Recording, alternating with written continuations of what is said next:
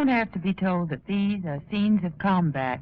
Everyone is familiar with the sight of war.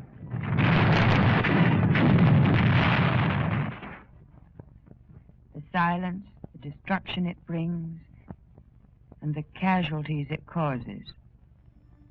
But it is not so evident that a war is also being fought right here, in Houston, Texas, in the many cities and towns such as Los Angeles, Edinburgh, Sioux Falls, which sent the boys who fought World War II. These are the battlegrounds of another kind of war, the fight against an unseen enemy, infantile paralysis. Here in 1948, furious battles raged, leaving in their wakes the signs of invasion, the evidence of fear, the closed schools, the silent playgrounds, the quiet swimming pools. And the casualties of this kind of war are even more pathetic, because most of them are children, the helpless victims of polio.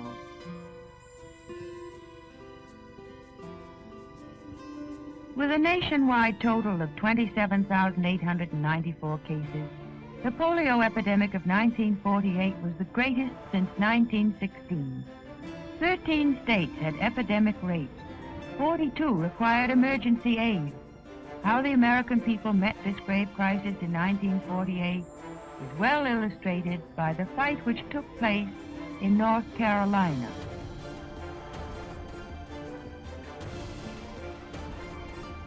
When polio struck the city of Greensboro, the hospitals quickly overflowed into temporary quarters.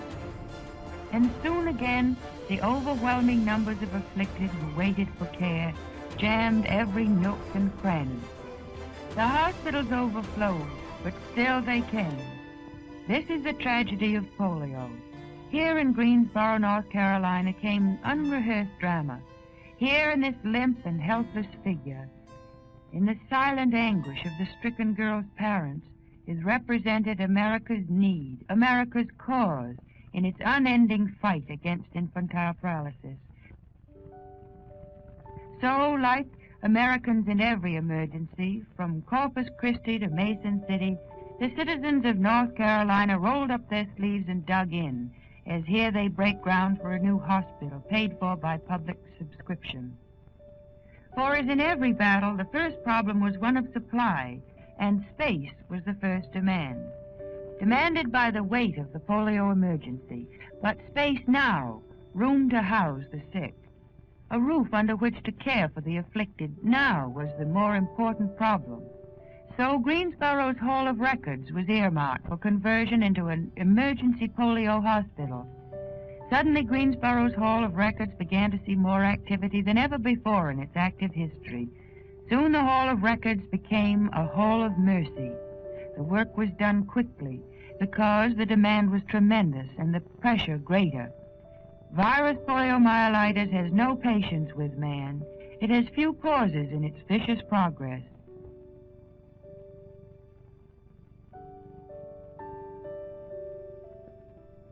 It was on a hot, sultry day in April of this year, 1948, that 4 different hospitals reported cases of polio and sounded the warning note of the coming epidemic.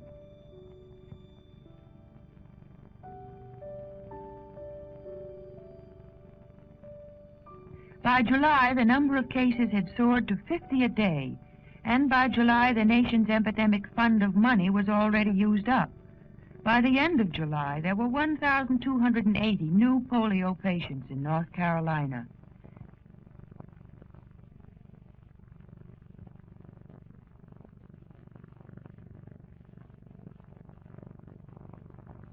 "15 to 20 nurses a day poured into North Carolina, recruited from 31 different states to serve the epidemic. 81 physical therapists were imported.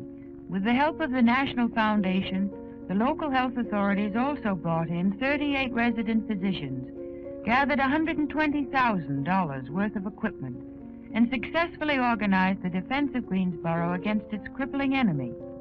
And among those who willingly offered their services, no task was too great or small, because all knew the urgency of the objective, saving lives and relieving suffering.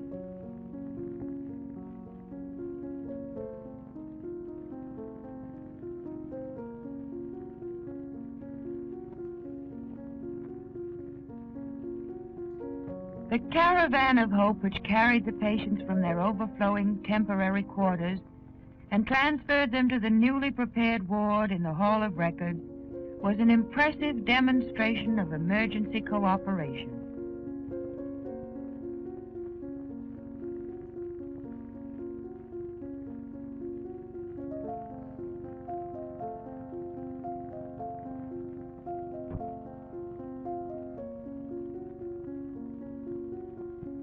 Everybody pitched in to help.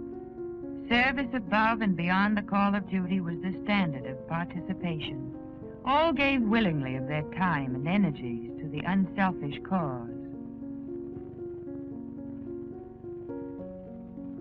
The health officials of North Carolina, with 2,500 cases on their hands, were obliged to call for assistance, not only from the headquarters of the National Foundation for Infantile Paralysis, but also from every source of manpower and every source of available polio treatment equipment. The response to this appeal for help was most gratifying. In fact, the cooperation of the people of Greensboro and the state of North Carolina was all out, and their defensive stand against this attack of poliomyelitis was magnificent.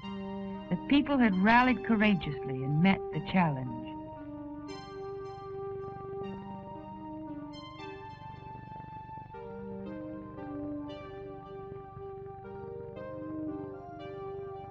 In other parts of the state, in other hospitals, the problem was the same. What can be done with the flood of afflicted, the patients struck by a force that few can understand? All over the country, South Dakota, Arizona, Iowa, this question was being asked.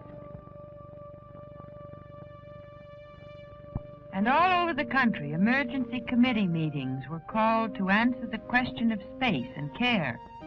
But in every instance, the emergency was met. Unselfishness and patient cooperation led and cleared the way. Certainly this was true at Camp Sutton, near Monroe, North Carolina, where a complete convalescent polio hospital to care for 300 victims was created out of an abandoned army barracks. To make this possible, volunteers, including a county work gang, came in to do the work, to clear away the underbrush and renovate the idle buildings, loading and unloading equipment, painting, cleaning. Responding to this appeal for help, the manpower included bankers, ministers, and lawyers, and one dentist brought his current customer along with him. Men pitched in to do work their wives had never been able to get them to do around the house. And when the wards were ready, there was the demand for the equipment with which to care for the 300 patients. Some of it was borrowed from adjoining states. Some of it came from Ohio, from Massachusetts, some from as far west as San Diego. They needed everything: tables and chairs, cribs and beds, refrigerators, wool, hot pack machines, respirators, fans, even radios, Victrolas, and toys. Somehow, volunteers were always found on hand to cut and sew the wool for the hot packs. Somehow, someone would always appear to keep up a supply of the footboards which helped to prevent the deformity of young limbs. This transformation from an abandoned army camp into a completely equipped and staffed polio hospital was indeed a tribute to the devotion of the people of North Carolina.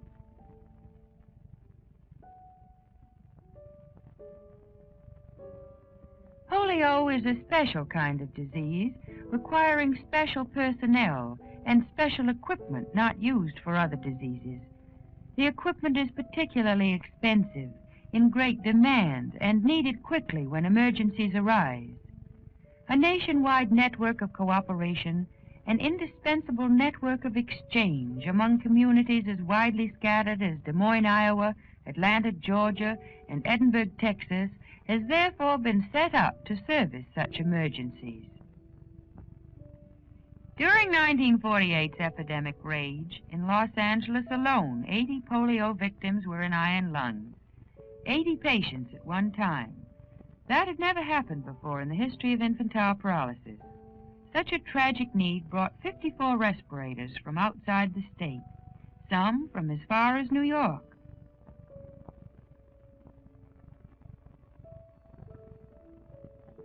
Often in such emergencies, the life-saving iron lung is flown across the country to furnish mechanically the breath of life where breathing failure on the part of the patient may be expected.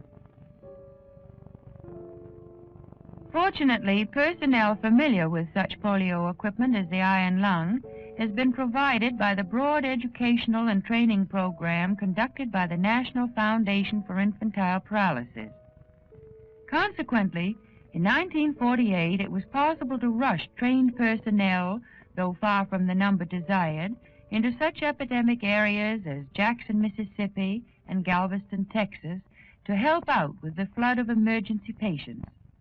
That the demand of epidemic patient care, though enormous, was competently met is common enough that advanced preparation of personnel pays off well.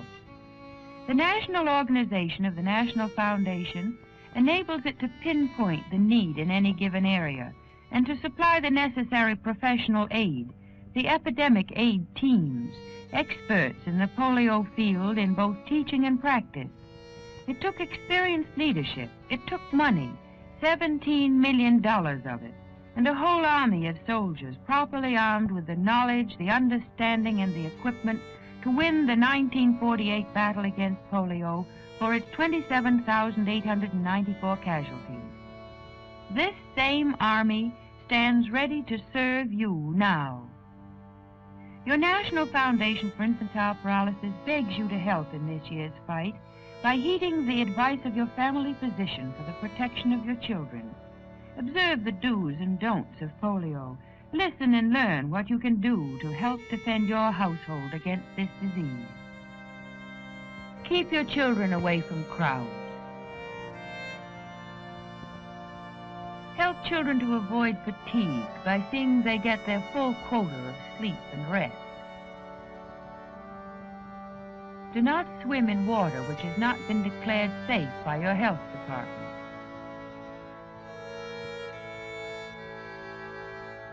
Prevent chilling. Take off wet clothes and shoes at once. Wash hands before eating.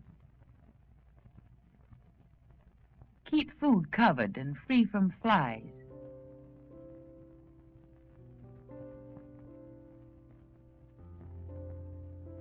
Keep garbage well covered. Screen your home against flies and mosquitoes.